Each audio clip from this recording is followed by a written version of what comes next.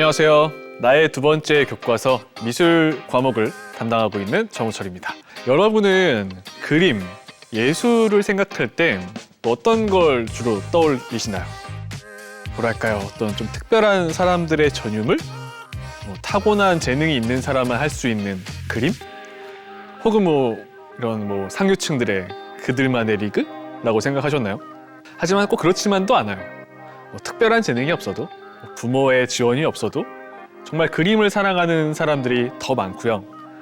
정말 행복해서 그림을 그리는 사람도 많고, 정말 그 그리는 행위 자체가 좋아서 화가가 된 사람도 있습니다. 그리고 오히려 그들의 이야기, 또 그런 사람들의 성공 이야기가 더 우리에게 어떤 행복감을 주기도 하고 위로를 주기도 하죠. 오늘은 그런 두 명의 화가를 준비했습니다. 그림 먼저 볼게요. 자, 그림 한 점이 나왔어요. 화가 이야기는 조금 이따 할 겁니다. 제목이 컨트리 웨딩이에요. 시골에서 열리는 옛 결혼식입니다. 마을 사람들이 모여서요, 막 축제를 즐기고 있어요. 여러분 어떠세요, 그림? 저부터 해볼까요? 제 첫 느낌, 솔직하게. 너무 못 그렸어요. 왜냐면 잘 보잖아요? 원근법도 뭔가 이상해요. 깊이감도 약간 애매하고, 잘 보면은 사람들의 그림자도 없어요. 그죠? 그리고 얼굴 한번 자세히 보시겠어요? 모든 사람들 얼굴이 똑같아요. 점 찍어놨어요. 그러니까 무슨 느낌이냐면 꼭 마치 어린아이가 그린 것 같아요. 그런데 흥미로운 점이 하나 있어요. 전 이 그림들을 보고 있잖아요? 그러면 기분이 좋아요. 어렸을 때로 돌아간 것 같고, 동심이 생기는 것 같고. 그죠?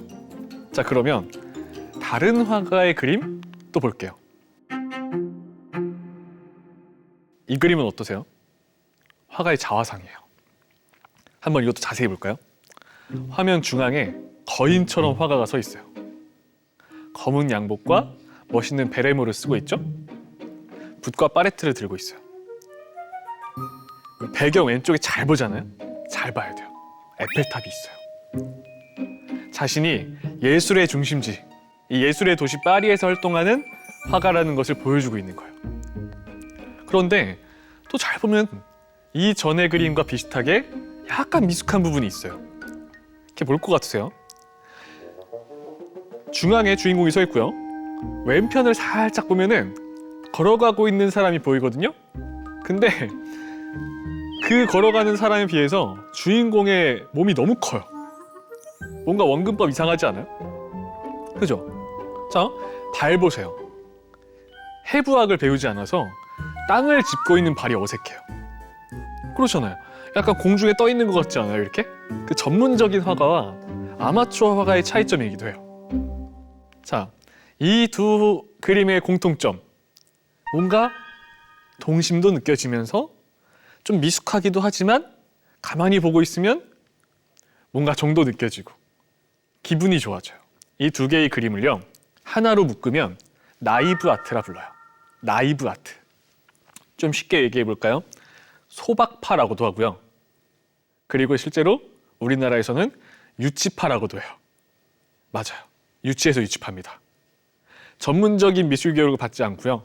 독학해서 스스로의 힘으로 화가가 된 사람들이에요. 약간 이 복잡하고 막 치열하게 살아가는 이 세상 속에서 위로를 받기도 해요. 동심이 느껴지니까. 미소를 띠게 해주죠. 자, 그러면은 오늘 이 나이브 아트의 두 화가 만나볼 건데요. 그 모습도 한번 볼게요. 사진이 있죠? 처음 봤던 그 컨트리 웨딩을 그렸던 주인공이에요. 바로 애나 메리 로버트슨 모지스입니다. 사진 속에 약간 평화로운 시골 풍경, 그 속에서 여유롭게 그림을 그리는 할머니 화가가 있잖아요. 모지스예요. 그런데 이 화가는 사실 이렇게도 불려요. 아마 더 많이 불릴 겁니다. 그랜마 모지스 혹은 할머니 모지스라고 불려요. 좀 별명이 특이하잖아요. 왜냐하면 바로 이 화가는 무려 76세 때 그림을 시작했기 때문이에요. 정말 어떤 분들은 새로운 시도 하겠어. 나이가 들었는데. 근데 이 화가는 76세 때 붓을 잡았어요. 그리고 현재 뉴욕이 가장 사랑하는 화가로도 불립니다. 겨울이 되면요, 지금도 이 그랜마 모지스가 그린 크리스마스 엽서가 팔려요. 우표도 큰 인기를 끌었죠. 자, 그러면 아까 그 거대한 자화상을 그린 주인공도 볼게요. 화가 이름은 앙리 루소예요. 캔버스 앞에 아까 그 그림처럼 중절모를 쓰고 붓을 들고 앉아있죠. 당시 대중들은요, 이 루소의 그림을 보면서 엉망이라 하면서 막 비웃었어요. 화가 앞에서도 막 비웃었답니다. 그럼에도 이 캔버스 앞에 루소는요, 이 사진 속 모습처럼 항상 진지했어요. 그림 앞에서는 항상 진지했고요, 진심이었어요. 이 루소의 삶도요, 우리가 알고 있는 평범한 화가들과는 좀 달랐습니다. 루소는 40대가 넘어서야 전업화가가 될 수 있었어요. 그래서 루소가 꿈을 이루기 위해서 이 고군분투한 이야기는요, 지금도 미술계에서 큰 감동과 의미를 줍니다. 자, 그러면 이 두 나이브 아트의 거장, 순수함으로 똘똘 뭉친 이 두 화가의 이야기, 먼저 그랜마 모지스의 이야기부터 만나볼 겁니다.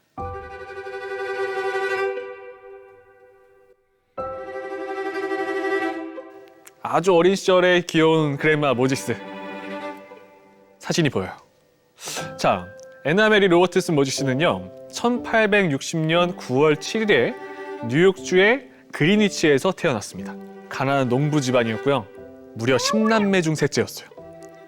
그래서 어렸을 때부터 사실 제대로 된 학교를 다닐 수도 없었습니다. 한 칸짜리, 교실 한 칸짜리 학교를 잠깐 다닌 게 전부예요.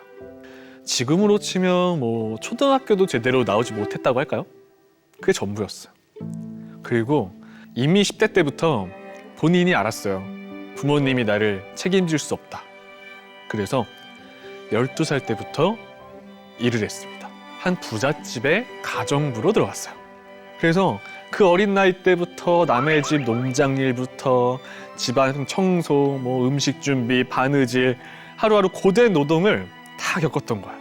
그렇게 고되게 노동하면서 숙식만 제공받고 무려 15년을 일했어요. 그런데 이 모지스는요, 어린 시절부터 그림 그리는 걸 좋아했어요. 근데 여러분 아시죠? 물감도 비싸고 당시 그림을 그리는 거는 이게 가난한 사람들은 꿈도 꿀 수 없었어요. 그래서 가끔 뭘 했냐면 시간이 나면요, 그러니까 물감으로 그림 그리는 게 아니라 담쟁이, 레몬 이런 거 가져와가지고 색을 내는 그런 식물들을 가져와서 널빤지나 벽에다가 막 칠해보곤 했대요.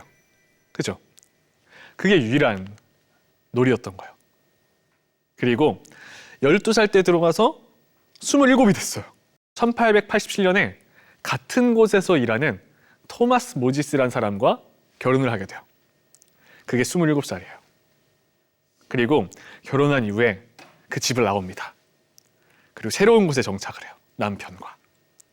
버지니아주의 스턴튼이란 곳이었어요. 부부가 함께 남의 농장 4곳을 돌면서 돈을 번 거예요. 그죠? 생계를 꾸려나갑니다. 그렇게 또 20년이래요. 정말 먹고 사는 일에만 평생을 바쳤고요. 자식을 먹여 살리기 위해서 일만 했어요. 그리고 자신의 농장을 하나 얻습니다.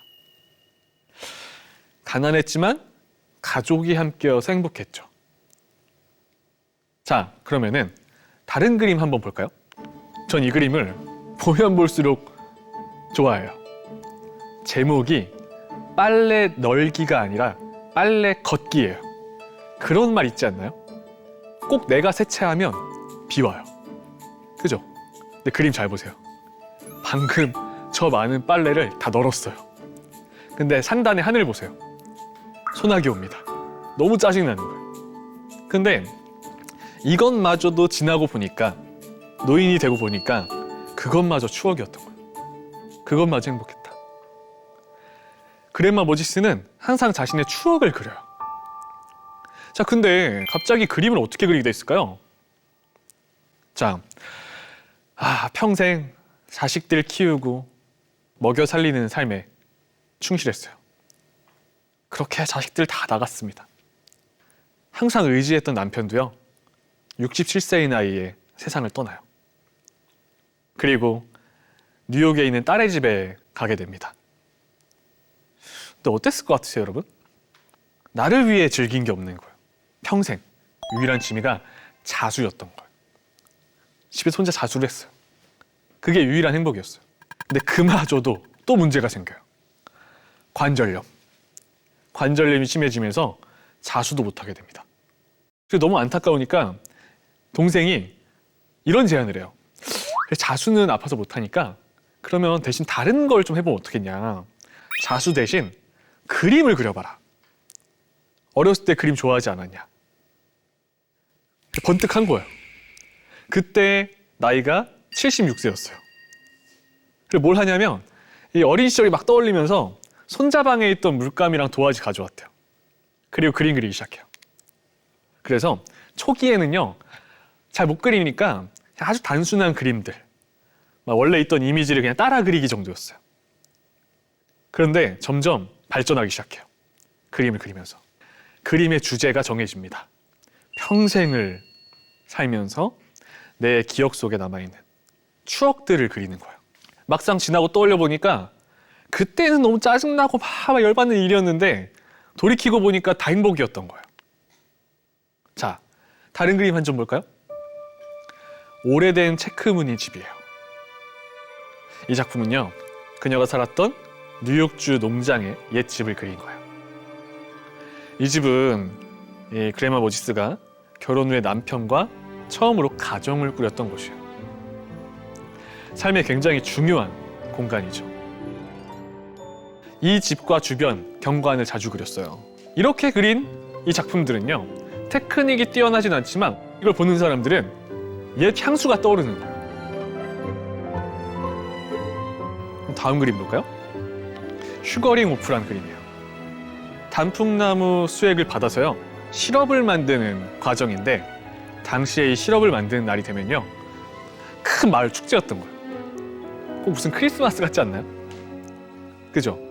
동네 애기들부터 막 어른들, 동물 다 나와가지고 파티를 하는 거예요. 95세 때 그린 작품이에요. 자, 그런데 놀라운 일이 생겨요. 생각지도 못했던 일이 생겨요. 뭐 돈을 벌려고 그렸을까요? 아니잖아요. 그냥 행복해서 그린 거예요.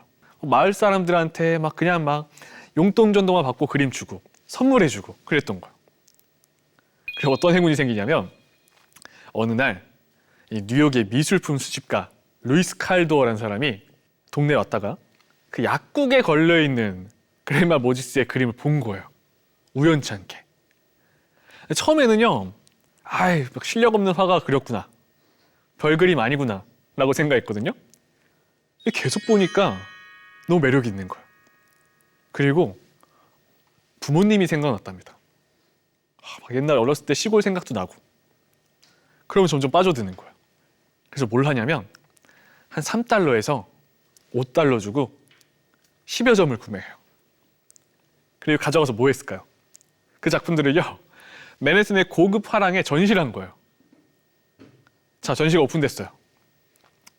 어떻게 됐을까요? 놀라운 일이 생겨요. 전시 당일에 그림이 다 팔렸어요. 화가가 한 번도 그림을 정식으로 배우지 않았다는 거에 놀랬고요. 또 시골의 할머니였다는 거에 더 놀랐어요. 그리고 사람들의 느낌은 다 비슷하잖아요. 이 따뜻함에 너무 좋았던 거예요. 그러면서 점점 유명해집니다. 미국은 물론 유럽, 일본에서까지 유명해져요. 전시도 하게 되고요. 처음에 5달러짜리였던 그림이요, 나중에는 1만 달러로 호가고요, 나중에 100만 달러로 호가했어요. 자, 이 슈거링 오프 2006년에 판매됐습니다. 근데 얼마에 팔렸을 것 같으세요? 76세 때 그림을 그린 이 할머니 화가 그레마 모지스의 최고가예요. 이 작품은 무려 120만 달러, 한화로 14억입니다. 대단하죠? 그런데 한번 이런 생각도 해보시겠어요? 사람들은요, 이 성공을 보고 무슨 얘기를 했을까요? 조금 더 빨리 그렸으면 좋았을 텐데, 조금 더 빨리 성공했으면 좋았을 텐데, 이런 얘기 하는 거예요. 그랬더니 이 화가는 말합니다. 전 이 말이 진리라고 생각해요. 사람들은 늘 내게 늦었다고 말했다. 하지만 사실 지금이야말로 가장 고마워해야 할 시간이다. 진정으로 무언가를 추구하는 사람에겐 바로 지금이 인생에서 가장 젊은 때다. 무언가를 시작하기에 딱 좋은 때다 라고요. 혹시 여러분 이 방송을 보고 계신, 이게 지금 두 번째 교과서잖아요. 그죠? 학창시절에 배운 교과서를 넘어서서 성인이 되고 새로운 무언가를 배우면서 보고 계실 것 같은데, 새로운 무언가를 시작하기에 혹시 두려워서 망설인 적은 없으신가요? 혹시 너무 늦었는데, 무슨 이 나이에 라고 생각하신 적 없으세요? 이 화가의 도전은 우리에게 말합니다. 지금이 딱 좋은 때다. 한번 시도해보라고. 이 그레마 모지스가 76세 때 시작해서 이룬 업적을 하나하나 보여드릴게요. 자, 88세에 올해의 젊은 여성으로 선정돼요. 93세에요. 타임지 표지 모델을 장식했습니다. 대단하지 않나요? 100세가 되던 날, 100세 생일날 뉴욕시가 선포해요. 모지스 할머니의 날로. 그리고 미국인들이 가장 사랑하는 화가가 됩니다. 자, 또 하나의 그림 볼까요? 제목처럼 아름다운데요. 그레마 모지스는 인간과 자연의 이상적인 조화, 자신이 바라본 세상의 아름다움 그리고 싶었어요. 뭔가 되게 따뜻하지 않나요? 다음 그림, 제가 제일 좋아하는 그림 보여드릴게요. 전 이 그림 너무 좋아요. 제목이 생일 케이크예요. 누구 생일인가 봐요. 막 동네 아이들 다 나와가지고요, 파티하고 있어. 막 줄넘기 하고, 그죠? 너무 행복해요. 근데 누구 생일일까요? 맞춰보세요. 답은 케이크에 있어요. 누가 초를 저렇게 꽂아요? 초가 너무 많지 않아요? 모지스 할머니의 생일이에요. 그래서 자기 생일 때 동네 사람 다 초대해가지고 파티한 거예요. 그레마 모지스. 몇 점 남겼을까요? 이 76세의 화가가 된 할머니, 101세를 살았잖아요. 무려 그 사이에요, 1600여 점을 그려요. 그리고 100세 때 그린 작품만요, 200점이 넘는데요. 안 그랬으면 어떡할 뻔했어요. 세상을 떠나기 전에 자신의 인생을 돌아보면서 이렇게 말합니다. 내 일생은 충실히 보낸 하루와 같았다. 나는 행복했고 만족했다. 나는 어떤 것도 그보다 더 좋을 순 없었고 주어진 삶을 최대한 잘 살았다. 삶이란 우리가 만들어가는 것이다.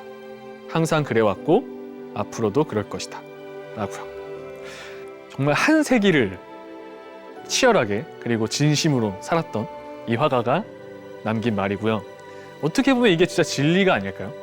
그러면 또 다른 화가의 이야기, 약간 결이 비슷하면서도 다른 이야기가 있습니다. 앙리 루소의 이야기도 들어볼게요.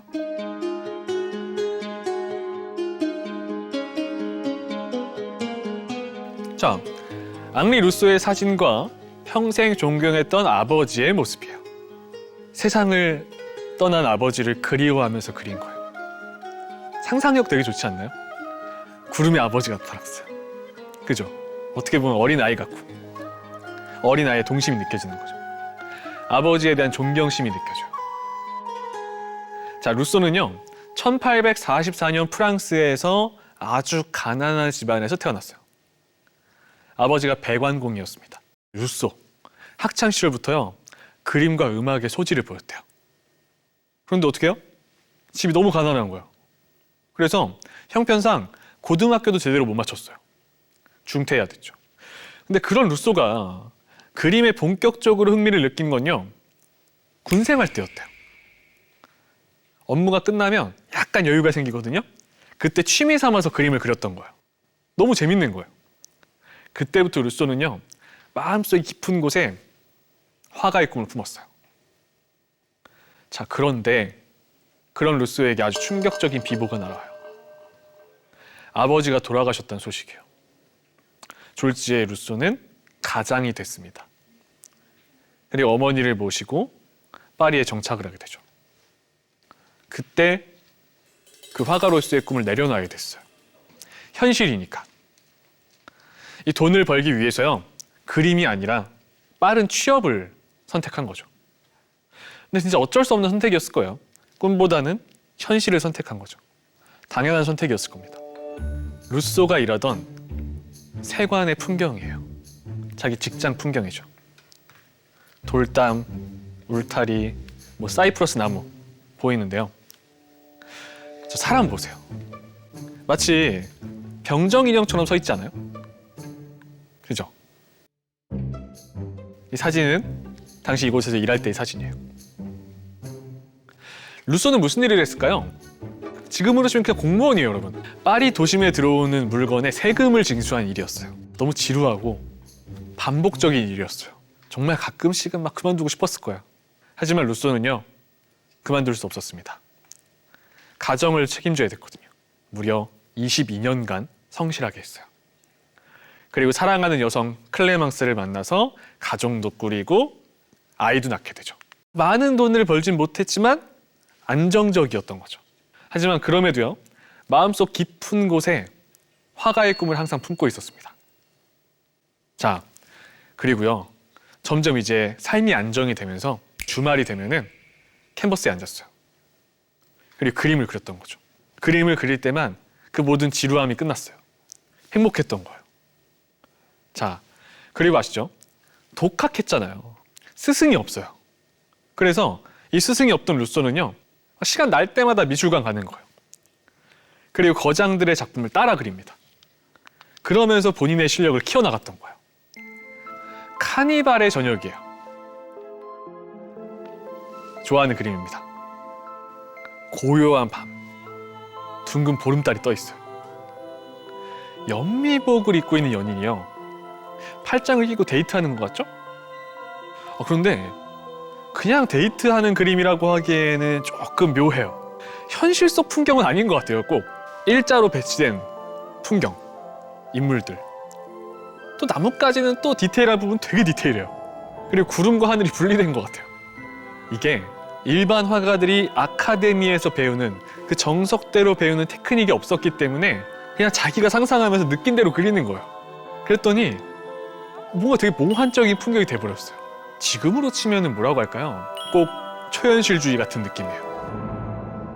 당시 파리에는요, 루소처럼 무명 화가들을 위한 심사가 없고 누구나 자유롭게 참가할 수 있는 앙대팡당전이 있었어요.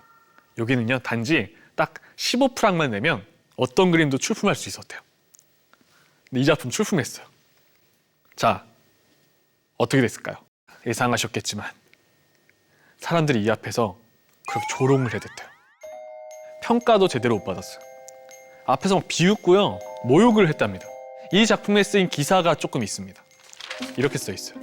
변장한 흑인 남자와 흑인 여자는 작은 카페가 있는 숲속에서 길을 잃었다.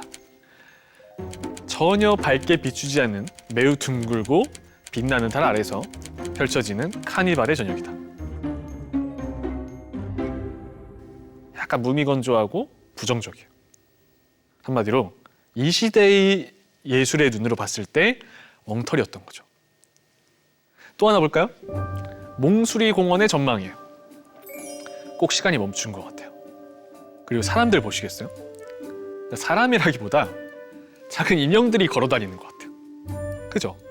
그러니까 제일 지키기 어려웠던 게 원근법이었을 거예요. 그런 디테일한 표현도 그렇지만 원근법과 명암이 이게 정말 선생님에게 배우지 않으면 참 힘들거든요. 근데 이게 어차피 못 배운 거, 본인만의 스타일로 그리자, 그 순수함이 들어간 거죠. 루소는요, 그래서 어떤 미술의 운동에도 참여하지 않고 자기만의 길을 갖고 스승도 없었고 오로지 내 눈에 보이는 자연만이 스승이었어요. 자, 그런데 여러분, 여기 중요한 포인트가 있는 거 아세요? 순수한 예술 작품일수록 더 인간적인 면모가 투영돼요. 배운 적이 없기 때문에 배운 척하지 않는, 그죠? 그냥 내 마음속에 있는 걸 하는 거예요. 그래서 더 독특하고 개성적인 예술이 나오는 거예요. 그래서 루소를 평가할 때 빠짐없이 등장하던 말이 바로 다르다였어요. 결국 이 다름이 루소만의 매력을 만들어준 거죠. 혹시 여러분 만국박람회라고 들어보셨어요? 당시에 프랑스 혁명 100주년을 기념해서 열린 만국박람회는요, 당대 이 기술 진보를 보여주면서 전 세계 다양한 나라들이 참가해서 문화를 소개하는 행사였어요. 자, 이 수많은 나라가 초대되는 이 행사에 파리를 벗어나 본 적이 없는 루소, 너무 충격받아요. 루소는요, 해외를 가본 적이 없어요. 그러니까 여기 갔다가 온갖 영감이 쏟아지는 거예요. 너무 신기하니까. 특히나 타히티, 아프리카관에 사로잡혔어요. 이국적인 풍경들, 눈이 막 돌아갑니다. 처음 보는 식물이에요. 상상력이 막 넘치는 거예요. 그 이후부터는요, 그림에 뭘 그려요? 열대 우림을 그려요. 자, 그러면은 이 숲속 보기 전에 처음 해봤던 자화상 잠깐 다시 볼게요. 흥미로운 포인트 보면요, 본인이 하늘에 떠 있는 열기국보다 높이 솟아 있어요. 그 자부심 느껴지지 않아요? 그죠? 자, 그럼 숲속 볼까요? 제목이 놀람이에요. 마치 요즘 일러스트 같지 않아요? 제목도 그렇고 내용도 재밌어요. 막 폭풍우가 몰아치는 정글 속인데요, 나뭇잎들이 막 휘몰아치고 있어요. 근데 번개가 꽝 치니까 호랑이가 놀란 거예요. 근데 여러분, 루소는요, 숲속에 이런 막 아프리카 열대우림에 가본 적도 없어요. 그냥 그 만국박람회 가서 식물들 보고 혼자 머리로 조합해가지고 그린 거예요. 루소는요, 이 정글에 대해서 말해요. 낯선 나라의 이색적인 식물을 보면 나는 꿈의 나라로 들어가는 것 같은 기분이 든다. 다음 그림도 볼게요. 뱀을 부리는 주술사예요. 루소의 작품 중에 현재는 대표작으로 뽑힙니다. 근데 어딘지 모르는 정글 밤이에요.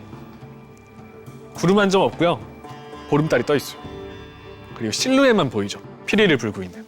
막 자세히 보시면은 검은 뱀, 새, 수풀들, 피리 소리 듣고서요, 다 모이고 있는 것 같아요. 이 작품 또한 어때요? 이 세상에 없는 또 다른 세계 같아요. 제가 생각한 루소는 이랬을 것 같아요. 캔버스 딱 앞에 앉아서 바로 붓을 드는 게 아니라 먼저 눈을 감았을 것 같아요. 그리고 내가 봤던 이 식물들, 자연들, 박제된 동물들 다 떠올리면서 자신만의 밀림을 머릿속으로 구상했을 거예요. 상상의 세상이라 세세한 디테일은 사라지고 단순화되지만 그쵸, 꿈 같은 풍경이 만들어지는 거죠. 이게 루소가 자신만의 세계를 창조하는 방식이었을 거예요. 자, 또 한 점 볼까요? 고요한 사막 풍경이에요. 파란 밤, 하늘에 달이 떠 있어요. 한 집시 여인이요, 곤히 잠들어 있어요. 평온해 보이죠? 옆에 뭐가 있어요? 만돌린, 물병이 있죠. 그런데요, 갑자기 사자 한 마리가 나타나는 거예요. 사자 한 마리가 나타났어요. 그리고 약간 어깨 쪽에 코를 대고 냄새를 맡아요. 꼬리를 약간 들고 있어요. 근데 뭐랄까, 해치려는 마음은 없는 것 같아요. 약간 그런 것 같지 않아요? 아이들 동화 속에 나오는 한 장면 같죠? 뭔가 막 무서운 동물은 아니에요. 이 그림 속에서만큼은. 루소는요, 이 작품에 대해서 이렇게 써놨어요. 한번 들어보세요. 만돌린을 연주하는 떠돌이 집사가 자고 있다. 그녀의 옆에는 물병 항아리가 놓여 있다. 그녀는 피곤에 지쳐 깊은 잠에 빠졌다. 마침 지나가던 사자가 그녀의 냄새를 맡았지만 집어삼키지는 않았다. 달빛은 조용히 그곳을 비춘다. 라고요. 이렇게 루소의 대표작들 쭉 봤는데 오늘의 루소 어떻게 됐을까요? 계속 조롱만 들었을까요? 그런 의미가 없죠. 누가 뭐래도 기죽지 않고 꾸준히 계속 그렸어요. 계속 그렸습니다. 누가 뭐래든. 그랬더니 어마어마한 반전이 일어나요. 당시에는요, 새로운 예술을 추구하는 젊은 예술가들이 많았어요. 그들은요, 이 루소의 신선한 그림에서 영감을 받았어요. 전통에 때묻지 않은 순수성을 본 거예요. 그리고요, 몇몇은요, 이렇게 평가했어요. 이전에 보았던 어떤 그림과도 전혀 다른 새로운 양식의 작품이다. 자, 그리고 루소의 진면목을 알아본 사람이 있습니다. 뭔가 시도해야만 기적도 생기고요. 꾸준히 했을 때 정말 기회가 올 때가 있어요. 루소의 진면목을 알아본 사람 누굴까요? 바로 20세기 최고의 천재라 불리는 파블로 피카소입니다. 루소의 그림을 가지고 있는 피카소의 사진도 있어요. 당시 피카소는 20대였고요. 루소는 60대였어요. 피카소는요, 뭔가 남들과는 다른 새로운 전위적인 예술을 만들려고 했는데 막혀 있었던 거예요. 그리고 어느 날 거리의 중고 상점에서 지나가다 우연히 루소 그림을 본 거예요. 그리고 5프랑 주고 삽니다. 지금으로 치면 한 3만 원 정도였대요. 이게 그림이 형편이 없다고 생각해서 가게 주인은요, 화가들에게 이 그림 위에 물감을 덮어서 다시 그리라고 팔고 있었던 거예요. 근데 그거에 반해버린 거죠. 피카소는 여기서 어린아이 같은 순수함을 봐요. 그 어떤 규칙에도 구애받지 않는 루소의 그림에서 힌트를 받은 거죠. 참고로 루소의 여인의 초상은요, 피카소가 죽을 때까지 소유했대요. 그리고 나중에 뭐해요? 루소만을 위한 파티도 열어줬어요. 평생 조롱받던 노년의 화가는 그리고 이날만큼은 활짝 웃었습니다. 이 작품은요, 루소가 세상을 떠나기 전에 마지막으로 출품했던 작품이에요. 루소의 인생 듣고 보니까 조금 느낌이 다르지 않나요? 한 비평가가요, 이렇게 물어봤답니다. 아니 대체 정글 한가운데 쇼파 여자가 왜 있냐? 그랬더니 루소가 뭐라 그래요? 여자가 긴 의자 위에서 자고 있다가 밀림으로 옮겨지는 꿈을 꾸고 있기 때문이다 그랬어요. 제목도 꿈이에요. 그 꿈속의 환상적인 한 장면이었던 거죠. 가끔 루소는요, 자신만의 밀림을 완성하기 위해서 무려 50여 가지 초록색을 사용했대요. 그리고 이 작품이 전시됐을 때 유명한 시인 아폴리네르는요, 이렇게 호평했습니다. 반론의 여지가 없는 아름다움을 분출하는 그림이다. 올해는 아무도 그를 비웃지 못할 것이다 라고요. 이 말을 들은 루소는 그의 66세의 나이로 세상을 떠납니다. 아마 루소는 세상을 떠날 때 행복했을 겁니다. 아, 늦은 나이에 그래도 그림을 시도하기 잘했다 라고 생각했을 거예요. 결국 인정을 받았으니까. 그리고 이런 그림들이 실제로 사실은 누구한테 영향을 줬을까요? 피카소도 피카소지만 이후에 등장하는 초현실주의 화가들에게 어마어마한 영감을 줘요. 초현실이 뭐예요? 현실을 떠나서 꿈과 무의식에서 주제를 찾는 화가들이잖아요. 사실 루소가 하고 있었던 건요, 지금의 초현실주의자들이 하고 있었던 거예요. 어마어마한 영감을 준 거죠. 한마디로 시대를 앞서갔어요. 그걸 혼자서 만들고 있었던 겁니다. 생전 루소의 이 순수함은요, 사실은 비웃음도 많이 샀고 좌절의 연속이었어요. 하지만 그럼에도 자신의 꿈을 이룬 그 노력이 결국에는 세상의 비웃음을 존경으로 바꿨죠. 자, 우리는 가끔 타인의 속도와 스스로를 비교하면서 불안해요. 아, 쟤는 좀 앞서가는 것 같은데, 난 늦게 시작한 것 같은데. 그러면서 불안해하죠. 괜히 이거 이 나이에 했다가 남들이 손가락질하면 어떡하지? 그래서 마음속 꿈도 막 억누르는 사람도 많아요. 근데 오늘 이야기 어떠세요? 오늘 두 가지 이야기는요, 이 화가 이야기는 그런 사람들에게 용기를 줘요. 정말 중요한 건 내가 꿈꾸는 것을 이루기 위해서 포기하지 않고 시도하고 뚝심 있게 나아가는 것. 타인의 시선에 의식하거나 주눅드는 게 아니라 그저 나만의 개성으로 시도하고 만들어가는 게 가장 중요하다는 것.